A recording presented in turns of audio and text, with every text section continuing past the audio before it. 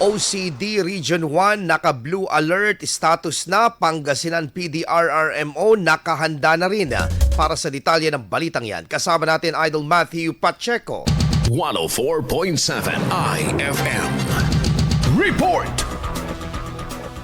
Nakataas na sa blue alert status ang Office of the Civil Defense Ilocos Region bilang paghahanda sa pagpasok ng binabantayang low pressure area na inasang maging bagyo at ang paglinang nito sa hanging habagat. Sa buong rehiyon, aabot sa 55,000 pamilya sa 243 barangay ang ataris at pinayuhan ng maghanda bago pa man ito tumama. Ayon kay OCD Ilocos Regional Director Lawrence Mina, ang mga nilalabas na rainfall warnings ng Pag-asa ay naglalagay sa mas mataas sa vulnerability ng mga natural na hazard sa rehiyon dahil sa mga nagiging pagulan nung nakarang araw. Saturated na ang lupa kaya kung magtuloy-tuloy pa ang ulan, mataas na ang tsansa na magkaroon ng pagbaha at landslides. Nakaantabay naman ang mga member agencies ang Regional Disaster Risk Reduction and Management Office sa Pangasinan. Nakapreposisyon na ang mga search and rescue teams at nagpulong na rin para sa mga planong isasagawa sakaling kailanganin ang kanilang puwersa. Ngayong araw, isinailalim ang probinsya ng orange heavy rainfall warning. Kasama mo mula dito sa IFM Dagupan,